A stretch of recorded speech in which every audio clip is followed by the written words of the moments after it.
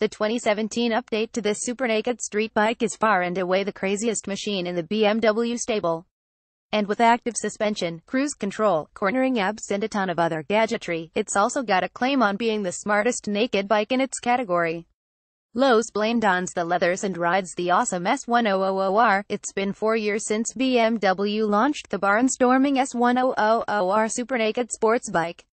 That thing blew me away when I rode it in 2014, so I was super keen to take the 2017 update out for a spin at the Australian media launch in Tasmania. Here's what's changed. The 1000cc inline-4 engine, adapted from the s1000r superbike block, is now Euro 4 compliant.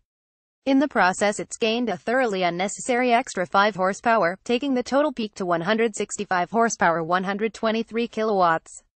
I say unnecessary because thanks to gearing and throttle response the old bike already felt massively faster on the road than the RR superbike. It was already downright bonkers. Weight is down 2 kilograms to 205 kilograms 452 pounds, and that's ready to roll with a full 17.5 liters 4.6 gallons of fuel. Most of the weight reduction is, believe it or not, in the exhaust. The standard exhaust is now a titanium acropoic HP unit, which looks terrific, sounds pretty good for a legal can, and effectively saves you a ton of money on something aftermarket. Bravo, the quick shifter, which used to be an option, is now standard, and it goes both ways, with an aggressive auto blip on downshifts. It rocks. The cast aluminum frame has been updated with a lighter rear section, and design-wise it's lost a fair bit of plastic to become significantly nakeder than the old model.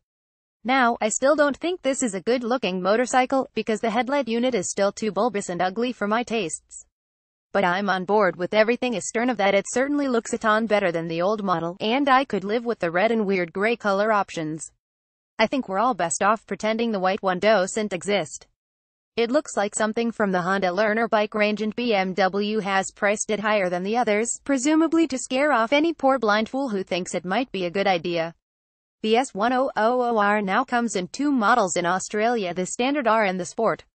The $2,300 $1,760 Sport upgrade is just about mandatory in my opinion, because it gets you the really good stuff.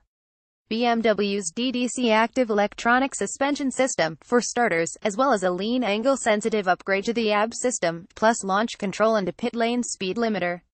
There's also heated grips and cruise control, which might not fit most people's definition of sport, but I'm in love with both. Going to the Sport model also unlocks 2 extra dynamic ride modes and the option of paying a further $1,850 $1,415 for a set of forged wheels that take a whopping 2.4 kilograms 5.3 pounds off your unsprung weight.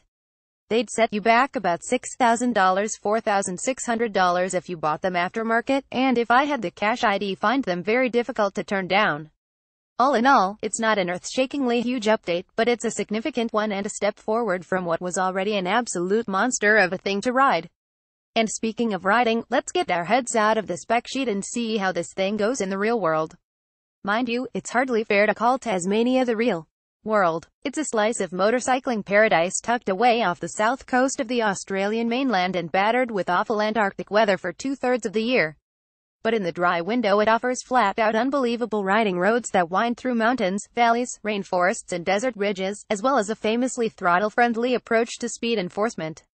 Perfect for bike testing, then, and when I finally get off the s1000r superbike and throw a leg over the R, it immediately feels like home. I love the riding position.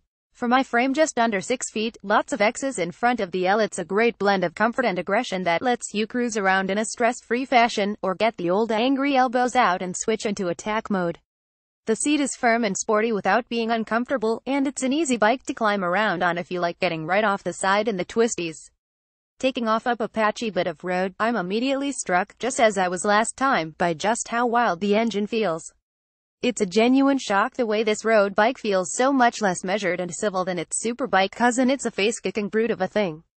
Give it a handful anywhere over about 4,000 revolutions per minute, and it pounces forward with focused intent, malice aforethought and a wheel wagging in the air if you're in first or second with the traction control off. That's not to say it's unmanageable. The throttle response is very well designed, with almost no snatch on take-up and a progressive delivery. But there's just a heap of grunt behind it right up and down the tacho, ready to humble you if you think you're man enough for a handful in the lower gears. When you hit the corners, it really starts to shine thanks to its wide, anti-vibration handlebar, which is low enough to give you a razor-sharp connection to the front wheel and offers effortless counter-steering leverage.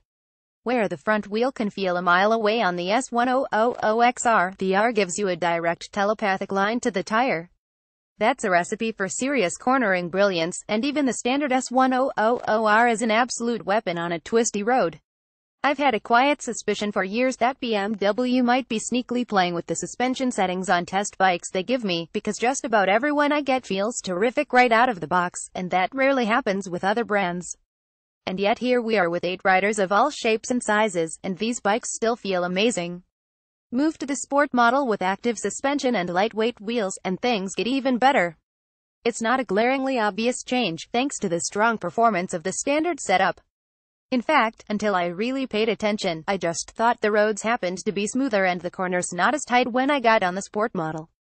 In reality, DDC is working overtime, making rebound and compression damping changes at both ends up to 100 times per second, like some madly stressed munchkin with 6 hands and a can-do attitude is clinging to the subframe.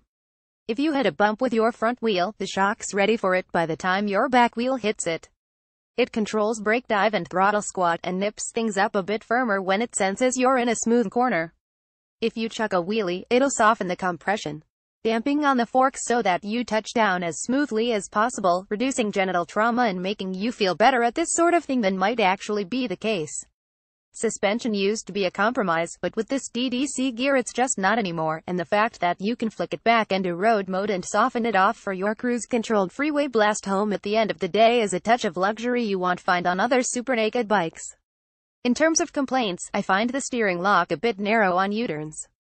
It feels more like what you'd expect on a sports bike than a naked, and it'd slow you down in between lanes in traffic. The quick shift system can make neutral a bit fiddly to find, and, be it the quick turn throttle or the nose-down weight bias, it did take me some practice to wheelie it halfway competently. It's not what I'd call a born hooligan, but these are trifles. Honestly, this bike makes me feel faster and more confident in the twisties than anything else I've ridden. If nay, when my kid starts choking on a Cheeto and I absolutely need to get from one end of a twisty road to the other at light speed to save him, this is the bike I want to be on. It's devastatingly quick and composed, incredibly easy to go quick on, and it's one of those bikes that quietly flatters your riding while getting out of the way to let you concentrate on the white lines. I think it's brilliant, and it's leapt right to the top of my list.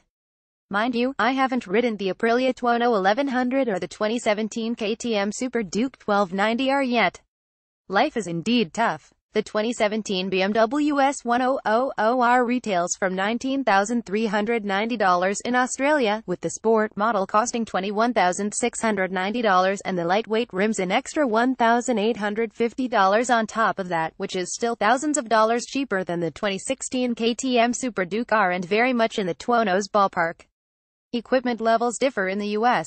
The base bike costs $13,795.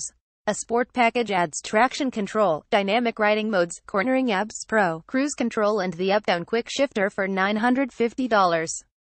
A separate dynamic package, the price of which eludes me, gives you the DDC active suspension and heated grips, and a lightweight rims cost $1,375. More information: BMW Australia, BMW USA View Gallery 36 images.